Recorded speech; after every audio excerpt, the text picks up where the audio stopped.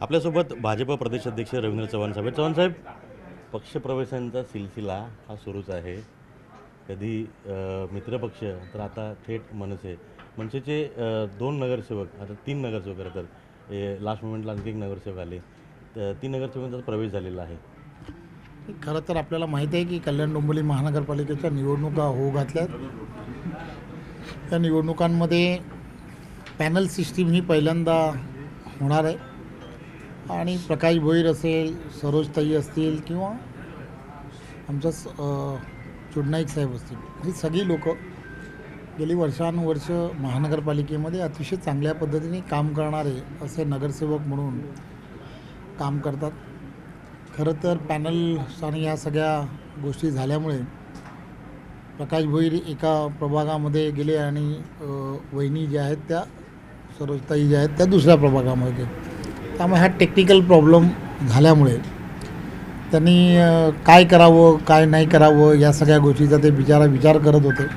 अडचण असते, एका पॅनलमध्ये 4 जणं असतात आणि मग नंतर निवडणुका या सगळ्या गोष्टींमध्ये, आणि म्हणून मग त्यांनी त्यांच्या सर्व सवंगड्यांशी कार्यकर्त्यांशी चर्चा केल्यानंतर खरं तर ही सर्व मंडळी उत्सव मंडळामध्ये एकत्र माझ्याबरोबर काम करतात.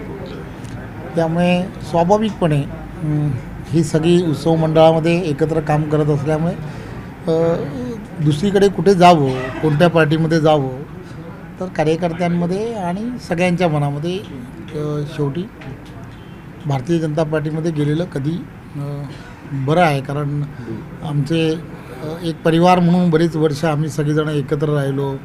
त्यांचे त्या भागातील आनंद दादा ज्याला म्हणतात की त्यांच्या आशीर्वादाने बरेच वेळेला त्या भागांमध्ये माझ्या निवडणुकीमध्ये सुद्धा मला फार मोठी मदत नेहमी त्यांच्याकडून मिळत राहते. आज ते नाहीत, त्यामुळे सगळ्यांनी मिळून असं ठरवलं की भारतीय जनता पार्टीमध्ये गेलेलं कधीही. पण डोंबिवली हा मतदारसंघ तुमचा आहे. गेल्या काही म्हणण्यापेक्षा काही महिन्यांमध्येच संपूर्ण डोंबिवली पश्चिम असेल किंवा पूर्व असेल, हा तुम्ही इतक्या मोठ्या प्रमाणात बांधायला घेतलेला आहे की आता दीपेश म्हात्रे देखील आपल्याकडे आलेले आणि आणखी नगरसेवक आपल्याकडे आलेले आहेत. पुढे आता कल्याण डोंबिवली महानगरपालिका होऊ घातलेली आहे. त्यामुळे कुठेतरी कल्याण डोंबिवली महानगरपालिकेवर भाजपचा महापौर बसवावा अशी आपली इच्छा आहे.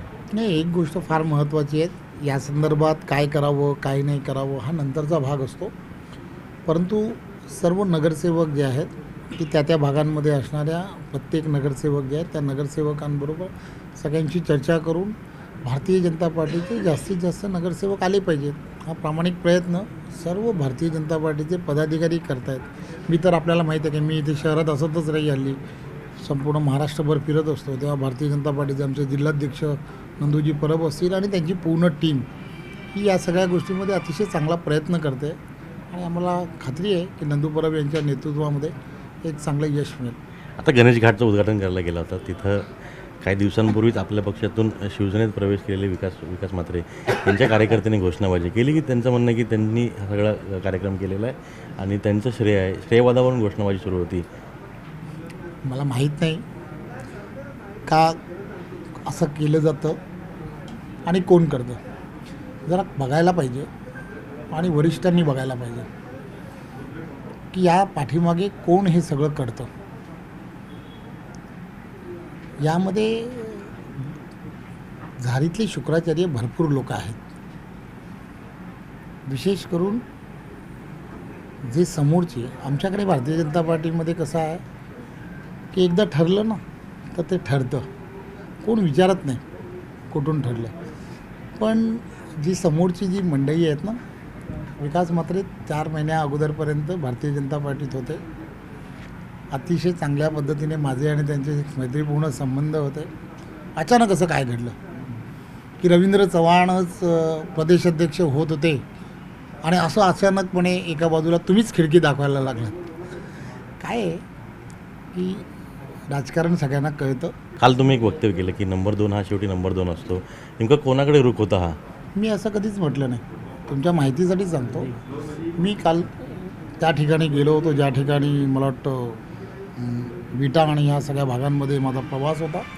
तर त्या ठिकाणी आबांचा आजूबाजूचा असणारा मतदारसंघ आहे. तर आबांचा मतदारसंघ आहे. तर मी फक्त आठवण करून दिली की आर आर आबा म्हटले आबांनी असं एकदा सभागृहामध्ये म्हटलं, असं मी फक्त सांगितलं, बाकी मी काहीच बोललो नाही. पण त्यावरून आता आपल्याच मित्रपक्षातील अनेक मंत्र्यांनी प्रतिक्रिया दिलेली आहे. 100 देसाई असं म्हणतात की रवींद्र चव्हाण हे नवीनच प्रदेशाध्यक्ष आहेत, त्यामुळे त्यांनी काय बोलावं याचं त्यांनी भान ठेवावं किंवा बोलताना त्यांनी विचार करावा. मी म्हटलंच नाही आहे, संदर्भ देणं हे काही चुकीचं आहे का? मी म्हटलंच नाही आहे. मी तेच म्हणतो, शंभूराजेंनी जरा तपासून घ्या, पूर्ण भाषण तर ऐकावं. मी असं म्हटलं की त्या आमच्या मुख्यमंत्री देवेंद्र फडणवीस ज्यावेळेला झाले त्यावेळेला अभिनंदनाच्या संदर्भातलं ज्यावेळेला सभागृहामध्ये भाषण सुरू होतं त्यावेळेच्या काळामध्ये मला वाटतं शेवटचंच भाषण कदाचित असावं आबांचं, कारण त्यानंतर ते आजारी पडले. त्यांनी ते भाषण केलं असं मी म्हटलं, संदर्भ दिला त्या संदर्भात. संदर्भ देणं काही चुकीचं आहे? भाजप हा बाटलेला पक्ष आहे, भाजप हा फोडाफोडी करतो, मंत्रीच माणिकराव कोकाट्याचं म्हणत आहेत आणि खोटं बोलता येत नाही समोरच्यांना, म्हणून माझं खातं बदललं, मी दादाचा कार्यकर्ता आहे, वेळ आली दाखवून देणार. माणिकराव कोकाटे. एक गोष्ट लक्षात काय घेतली पाहिजे की निवडणुका ज्यावेळेला असतात त्यावेळेला अशी भाषणं करणं हे स्वाभाविक असतं. त्यामुळे अशा सगळ्या गोष्टीकडे मीडियाने पण फार लक्ष देऊ नये असं मला वाटतं. माजी मुख्यमंत्री पृथ्वीराज चव्हाण म्हणतात की मुख्यमंत्री इथे येतात कराडमध्ये आणि दम देतात, धमकी देतात, दहशतीचं वातावरण निर्माण करतात. आपल्याला लक्षात येत नाही. मला आठवतं की तो कराड मतदारसंघ जो आहे तो आज भारतीय जनता पार्टीकडे काय आला आहे, तर मी सार्वजनिक बांधकाम विभागाचा मंत्री होतो आणि मी त्या भागांमध्ये विकासात्मक कामं एवढ्या मोठ्या प्रमाणामध्ये केली. हॅम असेल, ADB असेल, एवढी कामं त्या भागांमध्ये केली. त्यामुळे त्या भागांमध्ये 100% भाजपा व्हायला सुरुवात झाली असं मला वाटतं. अंबरनाथ मध्ये आपण देखील जोर लावला होता. तर अंबरनाथ नगर परिषद जी आहे ती निवडणूक आता 20 डिसेंबरपर्यंत पुढे ढकलली गेली आहे.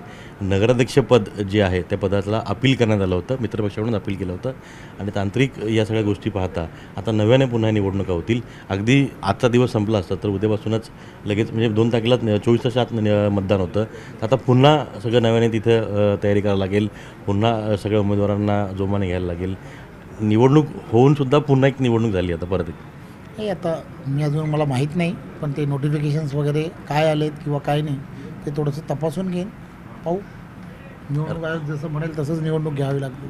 बरं, पक्षप्रवेशांचा सिलसिला अजून चालू राहील. एक पार्टी आहे, अविरतपणे चालते, त्यामुळे पार्टी वाढवण्यासाठी जे जे करावं लागतं ते सर्वच पार्टी करतात, आम्ही करतो. ते हे होते भाजप प्रदेशाध्यक्ष रवींद्र चव्हाण. व्हिडिओ जर्नलिस्ट हर्षद गोरकासह अजित मांढरे, न्यूज 18 लोकमत, डोंबिवली.